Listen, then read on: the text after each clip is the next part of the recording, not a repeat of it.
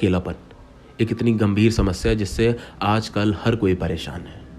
ये एक इतनी ज़्यादा बड़ी समस्या है जिसका अगर समाधान ना मिले तो एक इंसान डिप्रेशन का भी शिकार हो जाता है। और कुछ इसी प्रकार की समस्या में फंस गया एक लड़का जिसका बचपन से लेकर बड़े होने तक कोई साथी नहीं था। वो बचपन से लेकर अपने बड़े होने तक हमेशा अकेला ही रहा, जिसके चलते उसने अपनी मन की बात करने के लिए, अपना मन हल्का करने के लिए और कुछ इच्छा पूरा कराने के लिए यक्षिणी का सहारा लिया। उसने यक्षिणी को सिद्ध किया। लेकिन जानिए आज की कहानी में कि क्या उसकी ये सिद्धि उसके लिए कारगर थी या फिर ये सारी सिद्धियों का परिणाम उसके ऊपर बहुत ही गलत तरीके से पड़ा। आज की कहानी के लेखक हैं पंकज चौधरी। तो नमस्कार दोस्तों, स्वागत है आप सभी का एक और नई हॉरर स्टोरी में। तो बिना किसी देरी के शुरू करता हूं पंकज चौधरी की कहानी मेरी जुबानी।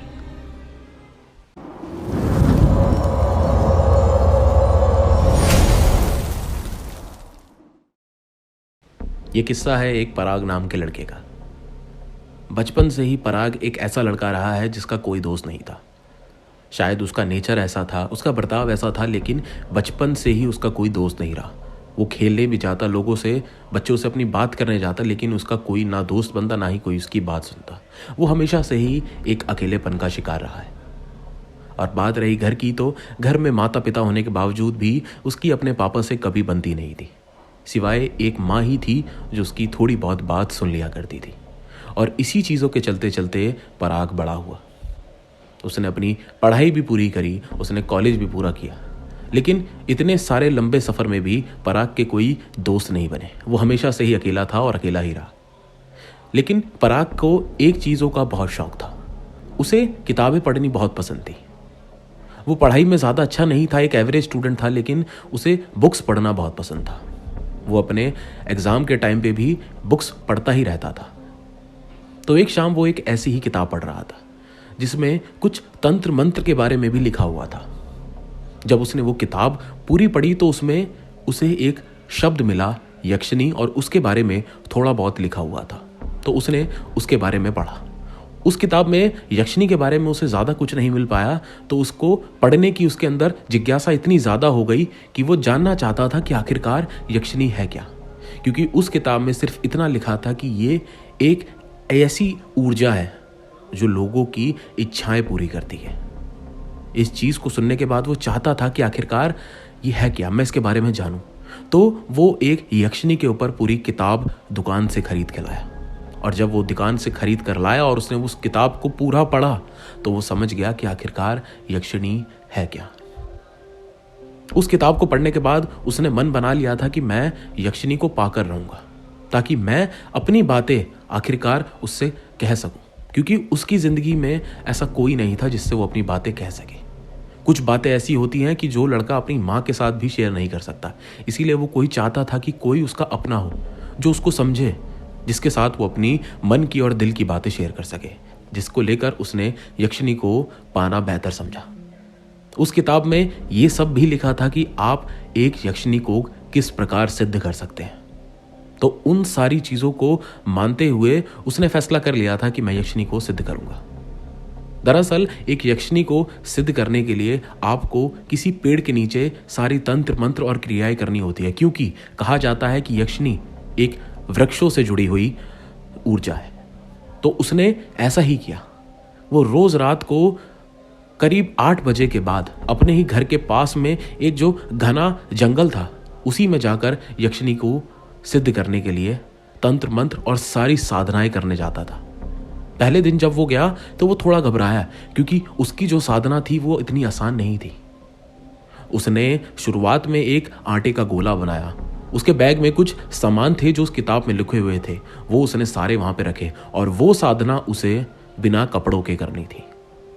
पहले दिन जब वो साधना करके वहां से लौटा तो करीब उसे 1.5 घंटा लग गया। जब वो 1.5 घंटे बाद वहां से उठा तो उसके शरीर पर काफी सारे कीड़ों ने काट लिया था, लेकिन उसने वो पूरी साधना की। उसके बाद वो लगातार उसी जगह पे जाकर रोज साधना करता था। उसने मन बना लिया था कि मैं यक्षिणी को सिद्ध करके ही रहूंगा। और ठीक ऐसे ही करते करते 15 दिन हो गए थे। लेकिन 15वें दिन जब वो वहां से लौट रहा था तो उसके मन में एक ख्याल था कि यार इतना समय हो गया है, आखिर कब तक मैं कब तक ऐसे साधना करूंगा और यक्षिणी कब मेरे सामने आएगी। उससे अब बर्दाश्त नहीं हो रहा था, क्योंकि 15 दिन भी काफी लंबा समय था। जिसके बाद वो अपने घर पे आया, खाना वीना खाया और अपने बेड पे बैठा था और सोने की तैयारी ही कर रहा था। लेकिन उसके दिमाग में अब भी ये चीजें चल रही थी कि आखिर मैं कब तक ऐसे करता रहूंगा। और यही सोचते सोचते वो अपने बेड पे लेटा और सो गया। लेकिन उस रात उसको एक बहुत ही अजीब सपना आया। उसने सपने में देखा कि वो अपने आप को उसी पेड़ के सामने खड़ा पाया जहां पे वो साधना करता है। लेकिन उसने जब पेड़ के ऊपर देखा तो पाया कि काले रंग के काफी सारे साए पेड़ की टहनियों पे बैठे हुए इसे देख रहे हैं। ये जब उन पेड़ पे बैठे सायों को देख रहा था कि तभी पेड़ के पीछे से एक आवाज आई, जिसमें इसका नाम लिया गया पराग। और ये जो आवाज थी एक औरत की थी और आवाज बहुत ही मीठी। और जैसे ही इसने नीचे देखा तो पाया कि एक औरत पेड़ के पीछे से झांक कर इसे देख रही है, जिसकी काली जुल्फें थी और देखने में काफी गोरी त्वचा थी उसकी। सिर्फ इतना देखने के बाद ही अचानक ही उसकी नींद खुल गई और वो उठ के बैठ गया। उसे समझ नहीं आया कि आखिरकार ये मैंने देखा क्या। मैंने अपने आप को उसी पेड़ के पास पाया, लेकिन पेड़ के ऊपर काले रंग के साए कहां से आए और वो औरत कौन थी जो मुझे झांक कर देख रही थी। उसे कुछ समझ नहीं आया। इसके बाद वो दोबारा से बस पानी पीकर सोने चला गया। अगली रात भी वो साधना के लिए अपनी ही जगह पे पहुंचा। लेकिन इस बार जैसे ही वो अपनी जगह पे पहुंचा तो उसने देखा कि पेड़ के ऊपर वही काले रंग के साए बैठे हैं जो उसने रात सपने में देखे थे। जिसे देखने के बाद ये थोड़ा घबरा गया और 1-2 कदम पीछे खिसकाने लगा। और जैसे ही ये हुआ तो इसको वही आवाज भी सुनाई दी जो उसने सपने में सुनी थी। इसका नाम लेके एक औरत बुला रही थी। और जैसी इसकी नजर नीचे पड़ी तो देखा कि एक औरत वहां से इसको झांक के देख रही, और ये हूबहू वही औरत है जो उसके सपने में थी। ये उसको देखे जा रहा है खड़े खड़े कि वो थोड़ी देर में औरत पेड़ के पीछे से निकल के इसके सामने आ गई। और वो औरत बहुत ज्यादा खूबसूरत थी। उसके काले लंबे बाल थे, वो बहुत ज्यादा सुंदर थी, लेकिन उसके शरीर पर कोई कपड़ा नहीं था, जिसे देखकर पराग की आंखें उसी के ऊपर रह गई और वो अपनी आंखें उस औरत के ऊपर से हटा ही नहीं पाया। लेकिन औरत जब वो उसके सामने आई तो उसने उससे पूछा कि तू मुझे क्यों बुला रहा है। इस बात को सुनने के बाद पराग समझ गया था कि ये यक्षिणी है। पराग ने बोला कि मैं कुछ इच्छा पूरी करवाना चाहता हूं। यक्षिणी ने पूछा कि क्या इच्छा है तेरी, तू मुझे क्यों सिद्ध करना चाहता है। तो उसने बताया कि मुझे तुमसे कुछ चाहिए नहीं है, बल्कि मुझे एक ऐसा साथी चाहिए जो मेरा अपना हो, जिसके साथ बैठकर मैं अपनी मन की और दिल की खूब बातें कर सकूं। क्योंकि बचपन से लेकर अभी तक मैं बहुत अकेला रहा हूं, मेरा कोई दोस्त नहीं है। मुझे बस यक्षिणी को अपना दोस्त बनाना है। जब पराग ने ये सारी बातें यक्षिणी को बोली तो यक्षिणी ने कहा कि ठीक है, मैं तेरी सगी बन जाऊंगी, लेकिन मेरी भी कुछ शर्तें हैं जो तुझे माननी पड़ेगी। यक्षिणी ने बोला, जब मैं तेरी बन जाऊंगी तो तुझे मेरे अलावा किसी भी औरत को नजर उठा के नहीं देखना, ना ही उसे छूना है। अगर तू ये कर सकता है तो मैं आज से तेरी। पराग ने बिना कुछ सोचे समझे बोला कि ठीक है, जैसा तुम कहोगी वैसा ही होगा। और उसके बाद पराग ने उस दिन कोई साधना नहीं करी और वो अपने घर चला गया। जब वो अपने कमरे में पहुंचा तो देखा कि वहां पे यक्षिणी बैठी हुई थी। और उस रात उसने बैठकर यक्षिणी से खूब बातें करी, अपनी दिल की मन की सारी बातें यक्षिणी को बताई। और रोजाना अब ऐसे ही होता, जो भी चीजें उसके दिमाग में आती, जो कुछ भी उसके मन में चलता, वो यक्षिणी को बताता। जिसके बाद पराग बहुत खुशी खुशी रहने लगा था। अब वो काफी खिलखिलाता दिखता था। और यही चीजें लगभग 3 महीने तक चली।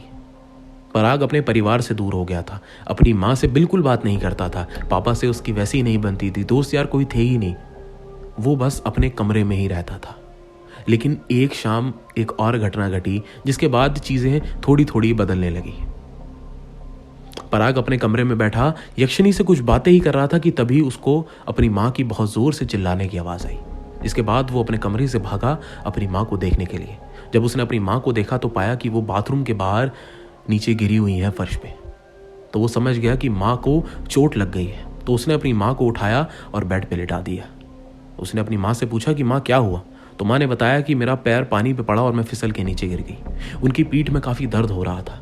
इसके बाद पराग ने कोई दर्द वाली क्रीम उनकी पीठ पे लगाई और थोड़ी देर तक वहाँ उनके मसाज करी ताकि उनका दर्द हल्का हो जाए। इसी बीच वो अपनी माँ से थोड़ी बातें करने लगा। ये करीब 3 से 4 महीने के बाद ऐसा वाक्य आया था कि वो अपनी माँ से बैठे बातें कर रहा था, जिसके चलते चलते आधे घंटे का समय कब बीत गया उसे पता ही नहीं चला। और जब वहां से वो अपने कमरे में वापस आया तो उसने देखा कि यक्षिनी इस बात से उस पर बहुत गुस्सा थी। यक्षिनी ने उससे पलट कर बोला कि जब मैंने तुझसे कहा था कि तू किसी भी औरत को छुएगा नहीं तो तूने उस औरत को क्यों छुआ? तो पराग ने पलट के जवाब दिया कि वो मेरी माँ है, उनके चोट लग गई थी इसीलिए मैं गया, वो कोई पराई नहीं है, वो मेरी अपनी है। तो यक्षिनी ने फिर से उसे गुस्से वाले लहजे में बोला कि वो कोई भी हो, अब सिर्फ मैं तेरी हूं, मेरे अलावा तू किसी औरत को छुएगा नहीं। और ये कहकर यक्षिनी वहां से चली गई। लेकिन ये बात सुनने के बाद वो सोचने लगा कि क्या मैंने सही किया है? ऐसे करके तो मैं अपनी माँ से अलग हो जाऊंगा। अब उसे एहसास हो गया था अब से 3 महीने तक वो अपनी माँ से किस प्रकार दूर था। ये चीजें सही नहीं है, ऐसे चलता रहा फिर तो सब कुछ खत्म हो जाएगा मेरा और मेरी माँ का रिश्ता। अगले दिन भी वो अपनी माँ के कमर पे क्रीम लगाने गया तो वापस जब लौटा तो यक्षिनी ने उस पर फिर गुस्सा किया। नौबत इतनी आ गई थी कि यक्षिनी कहीं उसके साथ कुछ गलत ना कर दे, लेकिन आज भी वो उस पर गुस्सा कर कर वहां से चली गई। लेकिन पराग समझ नहीं पा रहा था कि अब वो क्या करे। जिसके बाद उसके मन में एक ख्याल आया कि अब यक्षिनी को यहां से भेज देना चाहिए, वो मेरी सारी बात मानती है ना तो ये भी जरूर मानेगी। लेकिन जब ये बात उसने यक्षिनी से बोली तो यक्षिनी का खून उबल गया। उसने पलटकर पराग से बोला कि यह कभी मुमकिन नहीं है, तुमने मुझे पाया है तो मैं तुम्हारे साथ ही रहूंगी, मैं तुम्हें छोड़कर नहीं जा सकती। अगर आज के बाद तुमने ये कभी बात बोली तो इसका अंजाम तुम्हारे लिए बहुत बुरा होगा। ये बात सुनकर पराग बहुत डर गया। वो समझ गया कि मैंने बहुत बड़ी गलती कर दी है। जिसके बाद से पराग ढूंढने में लग गया कि इसको अब अपने से अलग कैसे किया जा सकता है। उसने काफी सारी किताबें पढ़ी और भी जगह से पता लगाया, लेकिन उसे कहीं से कुछ पता ही नहीं चल रहा था कि यक्षिनी को खुद से दूर कैसे कर सकते हैं, उसको अपनी जगह से कैसे हटा सकते हैं। लेकिन ये चीजें यक्षिनी को पता चली कि ये मुझे अपने आप से अलग करने के लिए ये सारी चीजें खोजने लगा है, तो यक्षिनी ने उसके ऊपर अपना गुस्सा दिखाना शुरू कर दिया।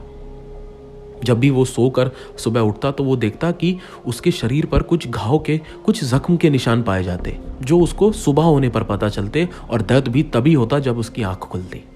सुबह जब भी वो अपने कपड़े देखता तो वो खून में हल्के हल्के सने हुए मिलते, लेकिन उसे पता नहीं चलता था कि आखिरकार ये जख्मों के निशान आ कहां से रहे हैं।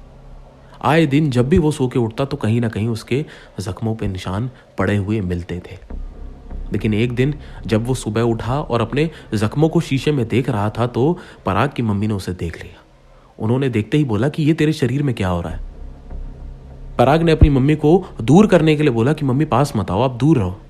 लेकिन पराग की मम्मी ने उसकी एक ना सुनी और उसके कमरे में आ गई और उसके कमरे में आकर कोई क्रीम लेकर उसके जख्मों पे लगाने लगी। लेकिन जैसे ही उन्होंने वो क्रीम पराग के जख्मों पे लगाई तो यक्षिनी ने बहुत जोर से धक्का मारा पराग की मां को और वो नीचे जाके गिर पड़ी।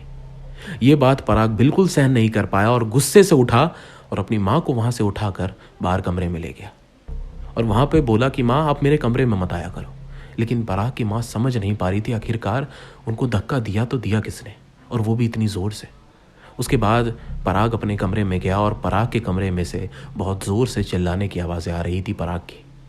पराग उस दिन बहुत गुस्से में आ गया था, लेकिन पराग अब उससे छुटकारा पाए भी तो कैसे पाए। वो समझ नहीं पा रहा था कि आखिरकार ये मुसीबत जो मैंने अपने गले लगा ली है अब इससे मैं दूर कैसे जाऊं। कहीं भी इसका कोई समाधान नहीं मिल रहा। जिसके बाद उसने सोचा कि क्यों ना मैं अपने पास के मंदिर में जो पुजारी हैं उनसे जाके पूछूं। तो वो वहां भी गया, लेकिन उस मंदिर के पुजारी जितने भी थे उन्हें ऐसी कोई क्रिया नहीं पता थी जिससे वो यक्षिनी को उससे दूर कर सके। लेकिन उन पंडितों ने एक बाबा का पता दिया और कहा कि इनसे बात करके देखो, ये काफी सिद्ध बाबा हैं, ये जरूर आपकी मदद करेंगे। तो पराग उनके पास भी गया अपनी मदद के लिए। बाबा को हर एक चीज बताई कि उसके साथ क्या हो रहा है। बाबा ने बोला कि तू निश्चिंत रह, मैं कुछ ना कुछ जरूर करूंगा, लेकिन तुझे हर रोज शाम के 7 बजे मेरे घर आना होगा। पराग ने बोला कि ठीक है बाबा, मैं आपके यहाँ आने के लिए तैयार हूं। लेकिन वो रात पराग के लिए काटनी मुश्किल पड़ गई थी, क्योंकि यक्षिनी को पता चल गया था कि पराग ये सब हरकतें मुझसे छुटकारा पाने के लिए कर रहा है।